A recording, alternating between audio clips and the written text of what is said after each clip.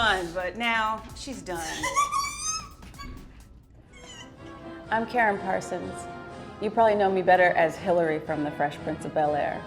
But these days, I'm founder of Sweet Blackberry, an educational organization that teaches stories of little-known African Americans in history to kids.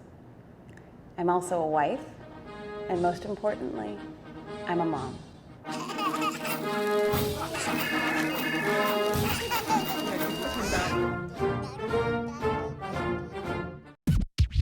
With the recession showing no signs of letting up and the unemployment rate at an all-time high, these days everyone's got money on the mind. On today's Mommy in Chief, we'll talk about ways to raise financially responsible children during an economic crisis, and learn a few lessons ourselves from some successful mommy entrepreneurs. Bank of Mom is an award-winning iPhone app that provides a great way to teach your child about simple financial concepts. Bank of Mom helps you and your child keep track of the money she's earned. Just create accounts for each child so you can give your kids a cash credit for their allowance or for their chores. They can make withdrawals from their bank. They can also bank time for special activities like watching TV or having a sleepover. For example, if your child does some extra dishes, she can bank that time and then withdraw credits to use for computer time later. It even allows you to email transactions to your kids so they can keep bank records. Keeping your family's finances afloat isn't easy, but today we have financial expert Sakina Sproul here with us to show us how.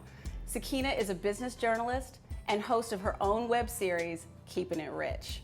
Hi, Sakina. Hi, Karen. Thanks for being here with us. Sure, thank you so much for having me. It's very exciting. Okay, great. So being the mother of two, I know you know how expensive kids can be, what a drain they can be. Just give us all some advice for how to keep it rich with kids. So one of the main things that I advise that any parent does is to keep a budget for your child. So true. And so that's another thing that drains it, or I'm finding, is my kids are both involved in extracurricular activities, in stuff after school and basketball and all kinds of stuff. So that becomes a huge, a huge problem, a lot of expense. What do you suggest? Definitely. Extracurricular is one of the #1 places where the money goes. And what I suggest we do, again, is definitely set a budget. One thing that I've done at home even is I set a budget on how much each child can spend per month. So if you have $100 a month, then we have to include all the expenses for the helmet, for the uniform, everything. You have $100 a month. So if you sign up for football, and football, the uniform is $50, the registration fee is $50, then you're done.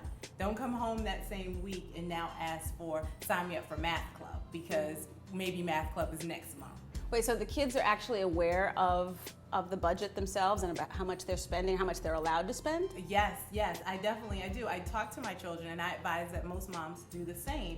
Talk to your children and let them know what their budget is. I find that it minimizes arguments because now you know ahead of time, and you feel like it's a little give and take. You actually get to select your activities, and you know how much you have. It's great because it teaches them responsibility early on with money, which I think a lot of us, we shy away, or our parents have shied away from it for so long, teaching us about it and about that responsibility, and so we don't grow up with it. That's great. That's a really good idea. Getting them involved, not being afraid to get them involved early.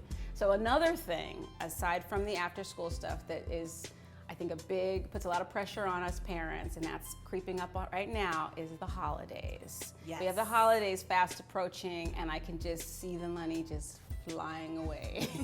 Okay, well, that's a really good question. For the holidays, what I find is to coordinate with all of the other family members and share with them the Christmas list. So whatever Christmas list that your children give you, let all these other relatives know, well, these are the items that they want. So you pretty much share that main load, as opposed to you buying everything on the whole list, and now here comes twice as many video games, twice as many toys, because everyone else has bought the same thing. So now you just kind of share that the weight. That makes a lot of sense. Thank you so much for being here today, Sakina. It was really great having you. Thank you so much, Karen. I really, really enjoyed it. For more information on Sakina Sproul and her show, Keeping It Rich, please visit our website, www.madamenoir.com/mommyinchief. Welcome to Mommy in Chief's Social Media Brief, where I'll share with you some of the intelligence from other Mommies in Chief via our Facebook page. This episode's topic of discussion was money. How do you teach your kids the best money saving and money management habits? Alrighty. Joy from Indianapolis says, I show them all the bills. I also tell them to save, save, save. Plenty of times the piggy bank has saved us. Pennies add up to dollars. Okay, and Taisha says, I give my son an allowance each day that he does his assigned chores. He saves his money for 3 months and then asks to buy something he really likes.